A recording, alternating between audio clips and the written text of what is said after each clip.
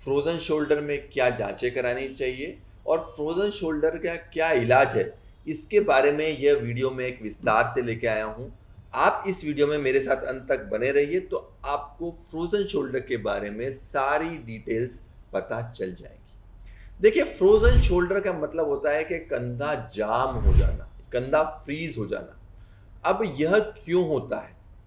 कंधे के अंदर एक स्नायु होता है जिसको हम कैप्सूल बोलते हैं, और उस कैप्सूल में अगर सूजन आ जाती है तो कंधे का मूवमेंट संभव नहीं हो पाएगा। आप कंधे को ऊपर नहीं ले जा पाएंगे, साइड में नहीं ले जा पाएंगे और बाहर नहीं ले जा पाएंगे। तो आपका कंधा स्टिफ हो जाएगा, हिंदी में इसको बोलेंगे कि जाम हो जाएगा, और आम भाषा में इसको बोलेंगे कि कंधा फ्रोजन हो गया है या फ्रोजन शोल्डर हो गया है। अब अगर आपको फ्रोजन शोल्डर की तकलीफ या फ्रोजन शोल्डर की परेशानी आ रही है तो आपको क्या करना चाहिए?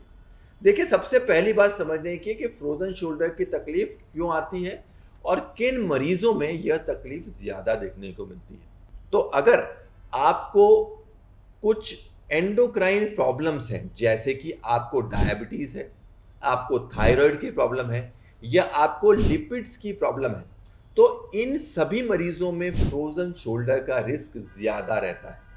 तो इन मरीजों में आम जनसंख्या की तुलना में फ्रोजन शोल्डर ज़्यादा होगा और फ्रोजन शोल्डर के कारण परेशानी भी ज़्यादा आएगी और वो ज़्यादा मैग्नीट्यूड में आएगी। इसका मतलब ये है कि अगर आम जनसंख्या में फ्रोजन शोल्डर में जो दर्द होता है, उसके मुकाबले में जो डायबिटिक पेशेंट्स है, उसको 3 से 4 गुना तक दर्द रह सकता है फ्रोजन शोल्डर के कारण। तो ये एक बहुत ही महत्वपूर्ण चीज़ समझने की है कि अगर आपको इस तरह की कुछ प्रॉब्लम्स हैं, जैसे कि डायबिटीज, थायराइड या लिपिड की प्रॉब्लम, तो आपको फ्रोजन शोल्डर होने की संभावना और फ्रोजन शोल्डर में जो होने वाली तकलीफें हैं वो ज़्यादा होंगी। दूसरा जो सबसे महत्वपूर्ण कारण है फ्रोजन शोल्डर होने का, वो चोट या सर्जरी के बाद है। तो कंधे के अंदर कोई भी चोट लग जाए, चाहे वो सॉफ्ट टिश्यू इंजरी हो, चाहे वो हड्डी की चोट हो, या फिर कंधे के अंदर कोई सर्जरी हम करते हैं, तो उसके बाद भी कंधे के अंदर स्टिफनेस आ सकती है और उसको हम सेकेंडरी फ्रोजन शोल्डर बोलते हैं। तो ऐसा इसलिए होता है कि चोट लगने के बाद कंधे के अंदर के कैप्सूल में सूजन आ जाती है या सर्जरी के बाद कंधे के कैप्सूल में सूजन आ जाती है और वह कैप्सूल टाइट हो सकता है। तो ऐसा हो सकता है कि आपने कहीं पे रोटेटर कफ सर्जरी कराई हो और उसके बाद कंधे में स्टिफनेस आ गई हो, आपको कंधे का फ्रैक्चर हुआ हो, उसके बाद प्लेट लगवाई हो, उसके बाद आपको कंधे में स्टिफनेस आ गई हो। तो यह सब कारणों से भी कंधे में स्टिफनेस आ सकती है और इसको सेकेंडरी स्टिफ शोल्डर कहा जाता है। अब जहां तक डायग्नोसिस की बात है, तो फ्रोजन शोल्डर का डायग्नोसिस आमतौर पे एक्सरे और एमआरआई से होता है। हम अपने सभी पेशेंट्स को एडवाइस करते हैं कि कंधे का एक एमआरआई जरूर कराएं, क्योंकि कंधे के अंदर की कई सारी ऐसी बीमारियां हैं जो फ्रोजन शोल्डर जैसी प्रतीत होती हैं, और उनको पता करने में, उनको डायग्नोस करने में जो है वो एमआरआई एक बहुत ही सटीक जांच है जो हम कर सकते हैं। अब अगर आपको ये पता लग जाए कि आपको फ्रोजन शोल्डर है, आपने एमआरआई कराया और एमआरआई में कंफर्म हो गया कि आपको स्टिफ शोल्डर आ रहा है और फ्रोजन शोल्डर आ गया है, तो इसका इलाज क्या है?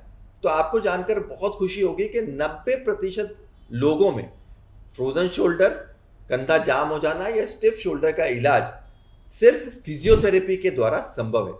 इसमें हम कुछ स्पेसिफिक दवाइयां लिखते हैं और उनके साथ स्पेसिफिक पेशेंट अप्रोप्रिएट, मतलब आपके अनुसार हम ये बताएंगे कि आपको क्या फिजियोथेरेपी करनी है, वह फिजियोथेरेपी आपको देंगे, वह फिजियोथेरेपी आपको करनी पड़ेगी और वह फिजियोथेरेपी करके आप जो ये प्रॉब्लम्स हैं, इन प्रॉब्लम्स को सॉल्व कर सकते हैं, अपने कंधे का दर्द और कंधे की जो स्टिफनेस है वो ठीक कर सकते हैं।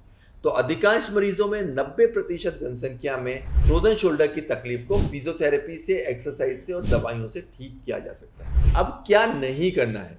आपको फ्रोजन शोल्डर के लिए इंजेक्शन स्टीरॉयड का, पीआरपी का या कोई भी और इंजेक्शन कंधे के अंदर नहीं लगवाना है, क्योंकि यह शॉर्ट टर्म में आपको बेनिफिट देगा पर लॉन्ग टर्म में आपको नुकसान करेगा। तो कंधे के अंदर कोई भी तरह का इंजेक्शन नहीं लगवाना है। हाइड्रोडायलेशन की जो एक टेक्निक है वो कई लोग करते हैं, परंतु दुर्भाग्यवश यह तकनीक भी बहुत सक्सेसफुल नहीं है, इसके रिजल्ट अच्छे नहीं है, इसलिए हम मरीजों को हाइड्रोडायलेशन रिकमेंड नहीं करते हैं। मैनिपुलेशन अंडर एनेस्थीसिया, मतलब बेहोश करके या सुन करके हाथ को घुमा देने का सर्जरी एक बहुत ही क्रूर तरीका है फ्रोजन शोल्डर के ट्रीटमेंट का। ये पहले के ज़माने में किया जाता था। आजकल के ज़माने में नई टेक्नोलॉजी के बाद रिकमेंडेड नहीं है, यह भी नहीं कराया जाना चाहिए। तो फिर आप मुझसे क्वेश्चन पूछेंगे कि डॉक्टर साहब मैं ज़्यादा तकलीफ में हूँ, उन 10% लोगों में आ रहा हूँ जहाँ पे यह तकलीफ फिजियोथेरेपी से, एक्सरसाइज से, दवाई से ठीक नहीं हो रही है, तो हम क्या करें? तो क्या इलाज है? आपने कहा कि इंजेक्शन नहीं लगवाना है, मैनिपुलेशन नहीं करवाना है, हाइड्रोडायलेशन नहीं करवाना है, तो फिर इसका बेस्ट इलाज क्या है? तो इसका जो बेस्ट इलाज है वो है आर्थ्रोस्कोपिक कैप्सुलर रिलीज। इस तकनीक में हम कंधे के अंदर दूरबीन से जाते हैं, कंधे के अंदर जो स्नायु टाइट हो जाते हैं, जो कैप्सूल टाइट हो जाते हैं, उनको दूरबीन के ही माध्यम से रिलीज कर देते हैं और ऐसा करके जो कंधे का मूवमेंट है वो हम काफ़ी हद तक बढ़ा सकते हैं, इंक्रीज कर सकते हैं। तो इस पद्धति को आर्थ्रोस्कोपिक कैप्सुलर रिलीज बोलते हैं और यह तकलीफ आपके कंधे के जो कंधा जाम हो गया है या फ्रोजन शोल्डर हो गया है या स्टिफ शोल्डर हो गया है, उसके लिए सबसे अच्छी मिनिमल इन्वेजिव तकनीक है। इसमें कोई सर्जरी की आवश्यकता नहीं होती है, सिर्फ दूरबीन के द्वारा जो है वो अंदर के जो जाम टिश्यू है उसको हम रिलीज कर सकते हैं, जिसको एडेसिव कैप्सुलाइटिस रिलीज या आर्थ्रोस्कोपिक कैप्सुलर रिलीज कहा जाता है। तो दोस्तों, अगर आपको फ्रोजन शोल्डर के बारे में और कोई भी प्रश्न है तो नीचे दिए गए कमेंट बॉक्स पे लिख के हमको भेज सकते हैं और साथ ही साथ अगर आपको अपने एमआरआई रिपोर्ट्स हमारे से साझा करनी है तो नीचे दिए गए नंबर्स पे हमारे साथ साझा कर सकते हैं। धन्यवाद।